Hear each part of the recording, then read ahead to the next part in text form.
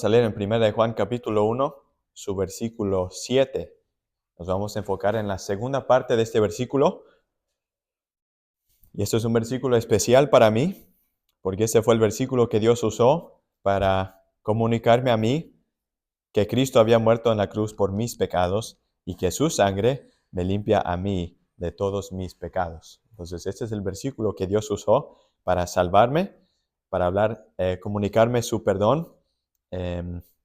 Y pues, bueno, por ese versículo yo fui salvo y entendí que Cristo había pagado mi deuda en la cruz. Primera de Juan capítulo 1, comenzando en su versículo 7. Dice así la palabra de Dios: pero si andamos en luz, como Él está en luz, tenemos comunión unos con otros, y la sangre de Jesucristo su Hijo nos limpia de todo pecado. Y creo que es mi entendimiento que el andar en luz es ya ser salvo. Andar en luz significa, bueno, se está refiriendo a gente que ya es salva. Cristo dice: yo soy la luz del mundo. Y el andar en luz es andar no solamente obedeciéndolo, pero siendo salvo. O sea, esta persona ya es salva. No es un prerequisito para la salvación. Por eso Juan aquí está hablando a gente que ya es salva. Dice: como Él está en luz, como Cristo está en luz, tenemos comunión unos con otros. Entonces, Él está hablando que hay una comunión ya que existe para estos que andan en luz, son creyentes ya. Pero esta frase, la sangre de Jesucristo, su Hijo, nos limpia de todo pecado, es una verdad para gente salva y no salva. La sangre de Jesucristo nos habla de la eficacia o de la capacidad de la sangre de Cristo. La sangre de Cristo es capaz de salvar y de limpiar de todo pecado. Esa es la idea que tenemos aquí. Pero mi intención es compartirles cómo yo fui salvo, la historia de cómo Cristo me alcanzó, o cómo Dios me alcanzó y me salvó, y cómo yo tengo la certeza que pase lo que pase, yo estaré en el cielo con Dios. Todo empezó cuando yo nací. Eso lo saben muy bien ustedes. Yo nací en Pensilvania, está aquí en Estados Unidos, a las afueras de Filadelfia, en un pueblito que se llama Bryn Mawr. De ahí es mi mamá. Y bueno, mi papá es canadiense, ustedes lo saben, pero él se mudó a Pensilvania, donde se casaron. Y pues ahí nacimos los tres, Moraya, yo y Jacob. Ahí nacimos a las afueras de Filadelfia. Y gracias a Dios, bueno, se escucha la frase: no, yo nací en cuna cristiana. Yo soy cristiano, mis papás son creyentes, yo siempre he sido cristiano, tal vez así piensa la gente. Pero el haber nacido con papás que son salvos no afectó mi salvación personal, sino que me llevó o me trajo significa que yo escuché el evangelio muchas veces. Entonces, el hecho de que mis papás son salvos, gracias a Dios, no me hizo a mí salvo, ni me afectó en cuanto a mis pecados. O sea, la salvación de ellos no perdona mis pecados. Esto es un asunto individual. Sean mis papás unos santos, o sean mis papás, pues, lo opuesto, eso no afecta mi salvación personal. Lo único que sí hizo, que gracias a Dios, significa que para ellos el evangelio era muy importante y lo tenían siempre presente en nuestras vidas, la vida de nosotros tres. Entonces yo desde pequeño yo asistía a escuelita bíblica y yo aprendía versículos que hasta hoy en día me llegan a la mente y digo: uy, ¿de dónde salió eso? Yo ni sabía que sabía este versículo. Y ahí está. Una bendición, ¿no? Saber las escrituras desde pequeño. Y bueno, cantar los himnos también, eso ha sido algo que siempre hemos hecho y siempre ha sido una bendición también. Pero yo sabía desde pequeño, durante mis primeros seis años de vida, yo ya sabía, en base a la Biblia, que yo había pecado delante de Dios. Aún a la edad de los 6. Yo ya sabía que yo era pecador. Entonces, cuando yo tenía 6 años, Moraya tenía 8, Jacob tenía 1, tenía 15 meses, mis papás sintieron el llamado de Dios para mudarse a México. Llegamos a Sonora, Hermosillo, Sonora. Ahí estuvimos 2 años, ahí aprendimos el español y ahí pues empezamos en la escuela. Fue algo que pues no sabíamos mucho del español, entonces fue bueno para nosotros, lo aprendimos rápido, pero sí fue un poco estresante al principio porque no sabíamos qué estaban diciendo. Y yo por ser güero, no sé por qué, era el único güero ahí y querían tocarme el cabello las de la preparatoria. Y yo no sabía qué estaban diciendo. Entonces me sentía yo famoso, pero no era nada especial, ¿no? De hecho, lloraba porque no sabía qué me decían. Llegaba a la casa y, "Ay, ¿qué pasó? No sé, me están tocando el cabello, no sé qué me están diciendo. Era solo porque lo tenía yo, bueno. Pero bueno, ahí aprendimos el idioma, ahí aprendimos también la cultura mexicana. Nosotros amamos a México, eso es algo que extrañamos aquí también. Hay muchas cosas muy buenas de México, de la humildad que hay normalmente en las personas, el servicio a los demás, la calurosidad, el calor que se siente. Y bueno, hay mucho que aprendimos y apreciamos de México. Pero algo que fue preocupante para mis papás es que estábamos escuchando mensajes del Evangelio en español sin entender. Y era un tiempo para nosotros, especialmente yo en Moraya, yo tenía 6 años, 6, 7 y 8. Esos son años muy claves donde estoy yo empezando a aprender cosas de mí, de la vida, y necesito escuchar el Evangelio. Y yo no entendía el idioma. Entonces era algo preocupante para ellos. Yo no lo sabía, pero ellos se estaban preocupando porque no sabían si yo estaba entendiendo o no. Y resulta ser que después de esos 2 años en Hermosillo, yendo a escuchar el Evangelio, mi papá predicando, otros predicando, no me acuerdo si aprendí mucho, pero sí me acuerdo que yo sabía que yo era un pecador delante de Dios. Entonces, a la edad de los 8 años, nos mudamos a Veracruz, México. Ahí estuvimos el resto de nuestro tiempo antes de mudarnos para acá. Em, y llegando a Veracruz, se hizo una distribución de sembradores, así como hicimos aquí, para los que escucharon.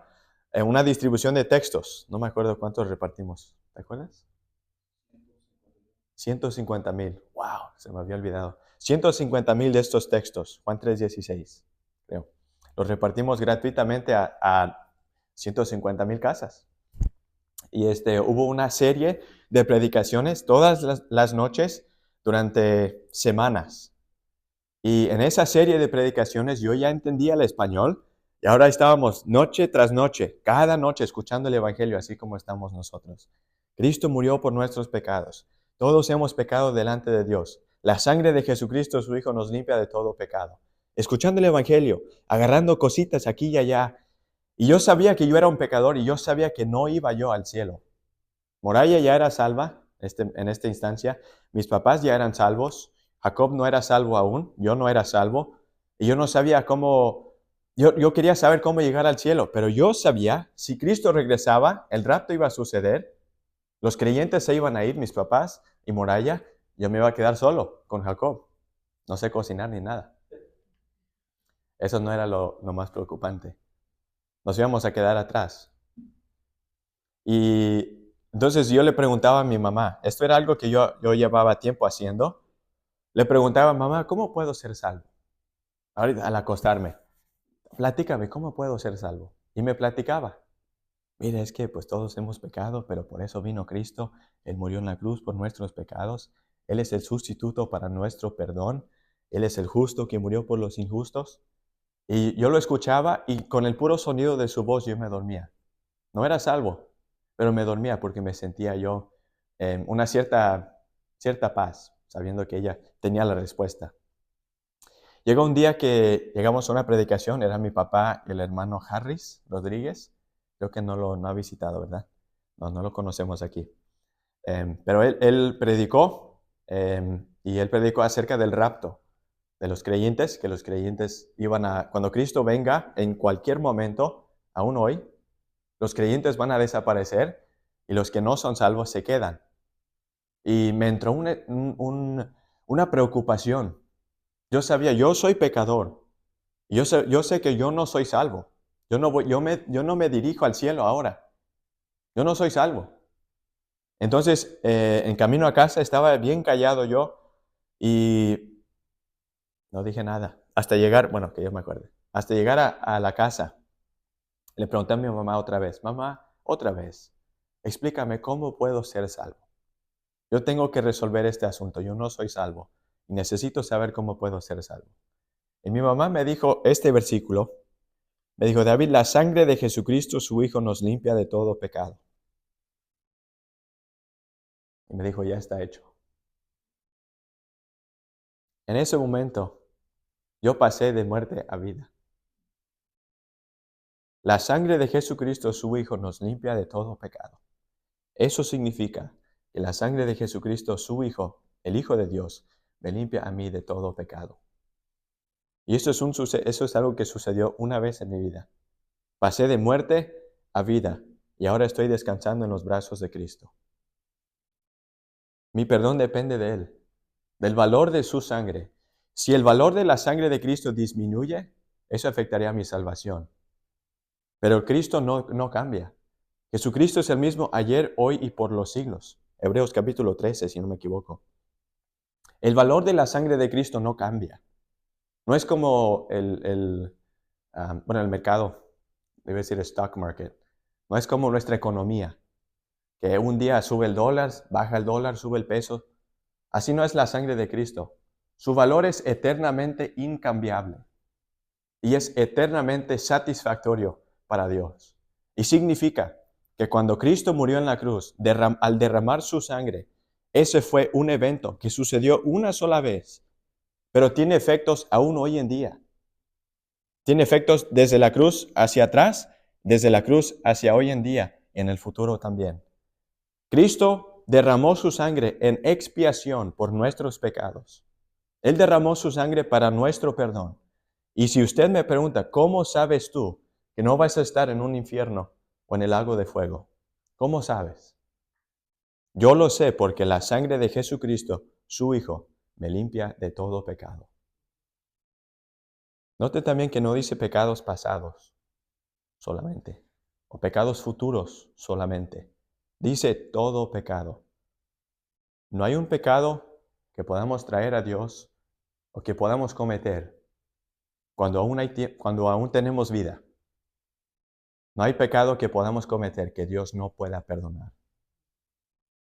El único pecado imperdonable, por decirlo así, es el rechazo de la obra de su Espíritu en nosotros, el rechazo de la salvación. Ese no es perdonable, pero es el rechazo de su misma salvación. La sangre de Jesucristo es capaz de limpiarnos de todo pecado. Y en ese versículo estoy descansando yo.